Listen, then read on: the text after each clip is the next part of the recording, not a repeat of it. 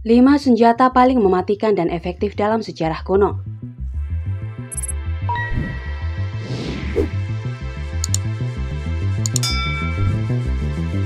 Manusia telah memberikan penekanan yang konsisten pada senjata, tetapi membuatnya sebagai alat pembunuh manusia yang sempurna. Manusia telah membuat beberapa kemajuan. Umat manusia bahkan telah menghabiskan sebagian besar waktunya dengan alat dan senjata yang agak primitif. Tetapi, seiring dengan meningkatnya penggunaan logam, begitu pula kompleksitas ciptaan mereka, bahkan beberapa di antaranya sangat aneh. Seberapa efektifnya senjata mematikan itu? Berikut ini 5 senjata mematikan yang paling efektif dalam sejarah.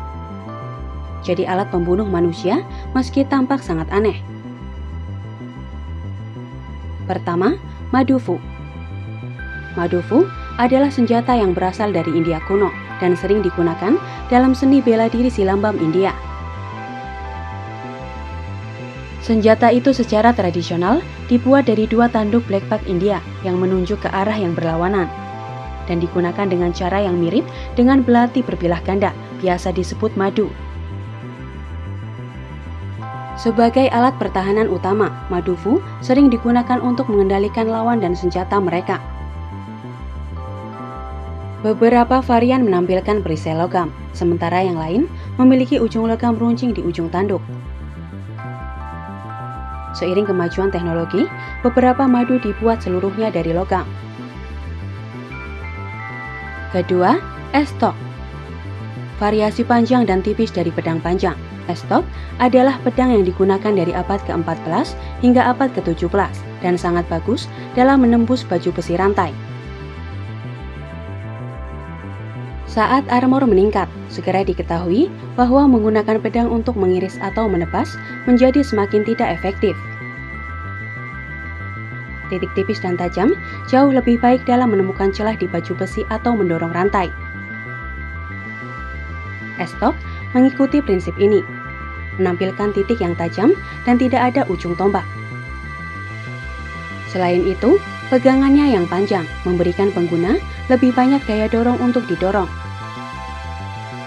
Pedang ini juga populer di turnamen persahabatan karena ujungnya yang tumpul membuatnya jauh lebih aman daripada pedang konvensional. Ketiga, pilihan penunggang kuda.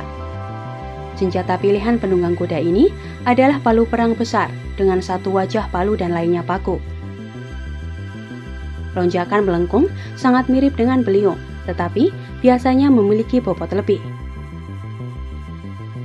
Penunggang kuda memilih ini digunakan untuk merobek penunggang kuda dari tunggangannya dengan cara yang kejam. Tidak hanya mampu melawan pasukan berkuda, tetapi juga sangat efisien dalam menembus baju besi plat tebal dan rantai karena masanya yang cukup besar. Namun, masa ini agak membatasi penggunaannya. Karena berat, pilihan ini sulit untuk diayunkan dengan cepat dan umumnya merupakan senjata yang berat. Selain itu, ketika menyerang pengendara yang dipasang, seringkali akan tertanam dalam dan ditarik dari tangan pengguna, sehingga menghilangkan kesempatan untuk menggunakannya kembali. Keempat, sotel. Sotel adalah pedang yang tampak menakutkan dari Ethiopia dan Eritrea dan menyerupai sabit yang besar. Dengan panjang bilah sekitar 1 meter, ini tentu bukan mainan. Sifat desainnya yang seperti kait membuat titik tersebut sangat mematikan dan dapat melaju dengan kecepatan tinggi. Itu sangat berguna menghadapi lawan yang menunggang kuda, karena sotel dapat mengaitkan mereka dari kuda dan jatuh ke tanah. Kekuatan menusuknya begitu besar, sehingga dikenal mampu menembus perisai, dan jika ini tidak mungkin, bisa berayun dan melukai lawan di belakangnya. Bilahnya bermata 2 dan memiliki penampang berlian, membuat luka tusukan lebih sulit diobati. Kelima, shuriken. Shuriken adalah senjata kecil tapi mematikan, dan paling sering dikaitkan dengan prajurit ninja. Penggunaan perangkat berbilah kecil ini hanya dibatasi oleh imajinasi pengguna. Senjata lempar ini dirancang untuk sekali pakai dan digunakan dalam situasi pertahanan diri sebagai pertahanan tersembunyi. Ukurannya, mereka berarti dapat dengan mudah disembunyikan. Meskipun jika disimpan secara tidak benar, berpotensi membawa bahaya serius bagi pengguna. Sering disebut bintang ninja, senjata shuriken tidak terbatas pada bentuk bintang saja. Senjata ini bisa saja dalam berbagai bentuk dan ukuran dan sangat efektif terhadap bagian tubuh yang terbuka seperti tangan dan wajah.